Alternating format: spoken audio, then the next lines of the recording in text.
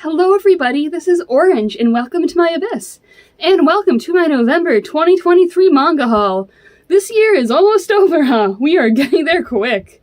It has gone very fast, and luckily, we've had some manga to fill the time.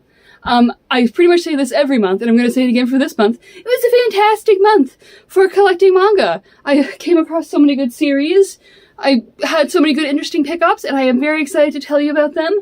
We have, also if you haven't noticed, my background's changed a bit. I did a bit of reorganizing, so you can probably see more manga actually in my room. Hooray, hurrah! Of course, some stuff behind me too, you know, good times, good new background. Gotta change up your scenery every once in a while to make you feel better. So yeah, I have collected, I believe, 34 volumes of manga. No graphic novels this month, so we're not getting any of that. Just didn't come across any that called my name. But I'm very excited to talk about these, because this pile has some stuff I've been looking forward to for a very long time, and also some, interesting, things I just decided to pick up, or decided that I wanted, so I got them, because it's my collection. Alright, so let's actually start the pile off, right here, with His Majesty the Demon King's Housekeeper, Volume 1, 2, 3, 4, and 5. Yep, so this is all the volumes of this one that are currently out right now, and I really enjoyed it. It's just like a fun little fantasy shoujo that I was very much into. I love the dynamic of the characters. It has a very interesting gimmick of occasionally you just get lessons on how to clean a house, which, sure, I need that every once in a while.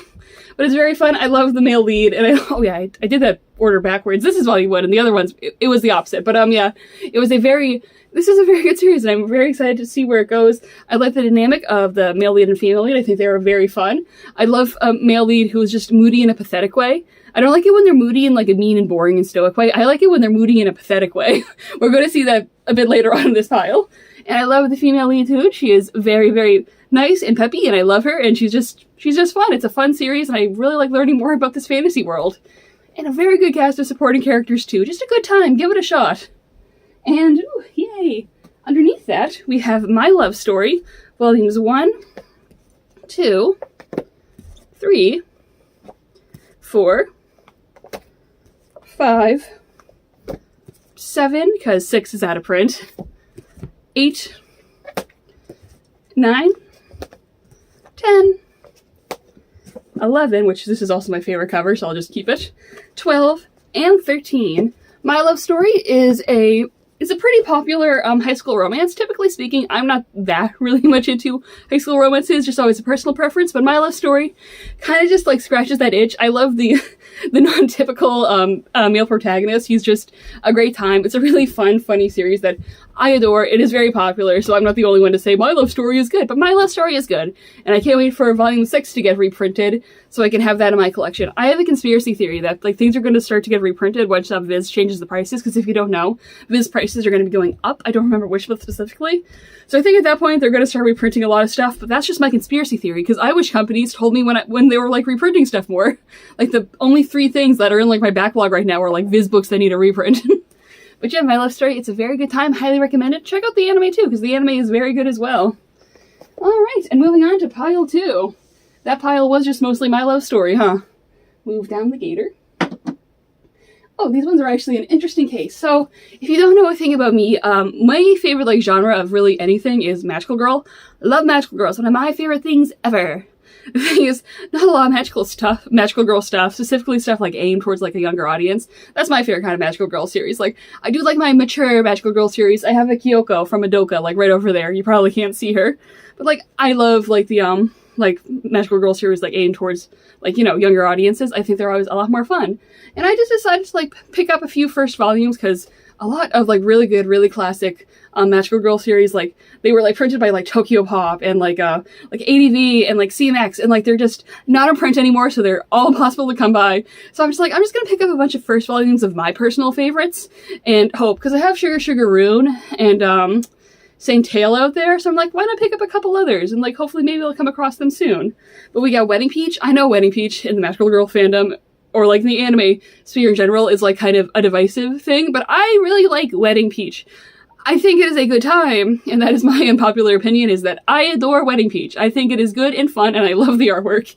I also love, there's like a translator blurb in the back of the book where like the translator is like, hey, it's not like Shakespeare or anything, but it's a good time. It's like, sell your series, dang, man.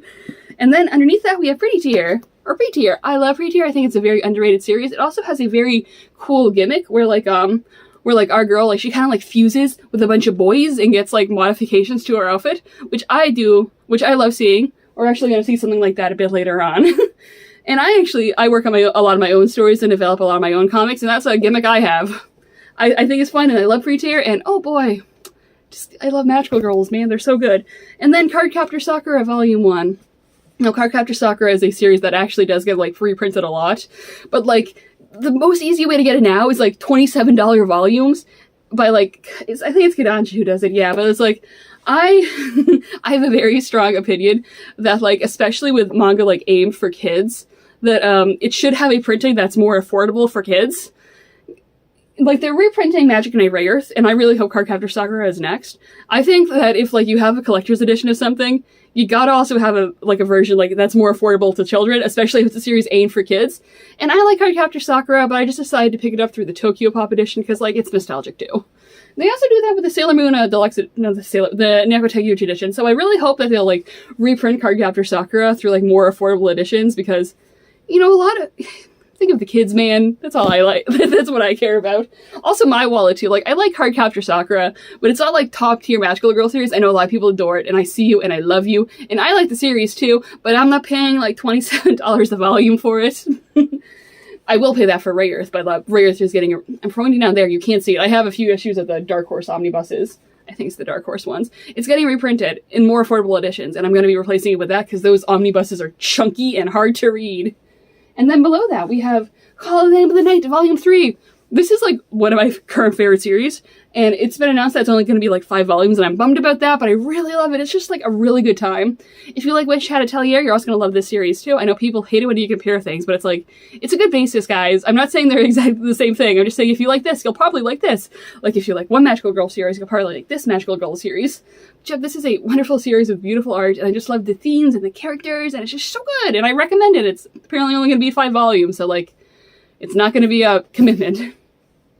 And below that, Queen's Quality, Volume 18. You should be reading this, and that's all I have to say. Another fantastic volume. And I do think the series is entering its final arc, or at least it has in Japan, so, I guess this one's going to be wrapping up soon. And then below that, we have Ghost Reaper Girl, volumes... Oh god, this is going to throw me off. 1, 2... 3, and 4. The series is printed the way that traditional comics in America are printed, and not, you know, the way that, like, Japanese comics are printed. It says in the book itself that this was a choice by the author, and, you know, it's interesting enough. But yeah, I surprisingly really like the series. If you don't know, this is actually a series by the author of Rosario, or the manga of Rosario Vampire, which is a fan service series, and I'm typically, like, not into that, but this series is actually, like, pretty light when it comes to fan service. I have a differently tuned fan service brain than most people, but it's like I don't feel the ick at all when reading this one.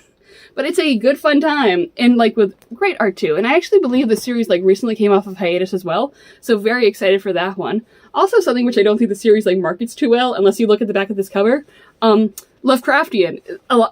It's a lot of Lovecraftian references. My man, my man Herbert West is back there. Love you, man. I watch Reanimator like once a month. It's one of my favorite movies. But yeah, this is a series that I surprisingly liked a whole bunch, and I like the 3 main characters a lot. Chloe, is that Kai? I think his name is Kai. I actually don't care about that one, but I love Noelle. Noelle's one of my favorites. But I love the dynamic of these characters, and they're just all so nice to each other, like most of the time. I don't know, something about this series really vibed with me. It was very good and a very fun time. It's also, like, kind of a magical girl series, because, like, our girl, like, she can, take on, like, this, like, demons and spirits, and, like, they give her different forms, and it's wonderful and great, and I love it. And I love Chloe and Noelle, and I'll put up with Kai. And I love a lot, Shaggoth, is she another character, too? Very good characters all around. Good times. And then below that, Welcome to Demon School, Iruma-kun, Volume 4. More Iruma, more good. Highly recommend, like, reading the books or watching the anime, because, you know, it's a very long-running manga, and you may not have, long running and ongoing. And you may not have the shelf space for like 30 plus volumes, but I love Irma because I adore my demons. And then below that, finally, Wonder House of Horrors. This is a series imprinted by Starfruit Books under their Blood Orange imprint, and I had a problem where I was seeing people getting this book in their haul, and I wasn't ever getting it in the mail. I ordered it directly from the Starfruit Books website, like when it was originally going to come out like a year ago, and then I didn't get it, so I just emailed them like, hey, where's my book? And they sent it to me really quick, so like if you are getting the series and you order it from the Starfruit Books website, shoot them an email. I think they'll get it to you faster if that's the case. So yeah, I hope my copy of Panorama of Hell comes out, because that one's been even longer waiting for. But I love the licenses that Starfruit picks up. I love my horror, and this is a very good anthology. I really liked it. And I believe they actually announced they're going to be publishing more works by Miyako Kojima. I had a long day at work. Miyaki Kojima. I believe they're actually going to be publishing another anthology from her, and I adore the artwork, so I might pick that one up too. So email Starfruit Books if you don't have their thing. I think at this point I'm gonna like try getting their stuff from like other retailers and not from their website directly. Do you like the glare on that poster? I don't have lighting, I just have bad lights. And then below that we have She Loves to Cook, She Loves to Eat, volumes 1, 2, and 3. Yuri Food Series, How I Love You So Much. This series is fantastic, and I was not expecting to like it that much, but it is wonderful and great, and I love the characters. I love like how the characters like explore like especially with our lead, like how she explores like her identity with like her sexuality, and like what does she identify as, it like what's her sexuality. It's like so cool and like so relatable, like how they talk about it. It is wonderful and fantastic. And then it also like talks about like other stuff that you wouldn't be expecting from like a comfy eating Yuri series, like gendered expectations, like different kinds of like just ways that you could like be, I can't even put it into words, like different ways that like you might just be like put down upon. And just like, it's so good, and I really highly recommend it. I didn't expect to like this series as much as I did, but it's fantastic and wonderful. And also, love to see a plus-size woman character. She is wonderful and fantastic, and I love both of them, and I want them to love each other forever. I want them to make food and eat together forever. That's all I want. So yeah, read that one. It is very good. Oh no. Can you tell I also don't have a tripod? This is the video where everything falls apart. And then below that, we have Lord Hades' Ruthless Marriage, Volume 1. I am a Percy Jackson kid, so of course I had to pick this guy up, and I really liked it. Long-haired, stoic male lead who is actually also very pathetic. I'd love to see that. It's just more of a comedy take on the Persephone and like Hades myth. A lot of different interpretations for that one. Some are better than others. But I really like this one. I like the comedy. I adore the character designs. Like, if you want to see like beautiful characters, go ahead, read it. I think I heard like it's somewhere that this might only be 3 volumes, but I'm not too sure at this point. So it's probably going to be a short series if you're into that. But yeah, Lord Hades. It was a very good first volume, very funny comedy. Percy Jackson kids rise up. Oh, we're almost at the end. Okay, and below that we have Innocent Volume 1.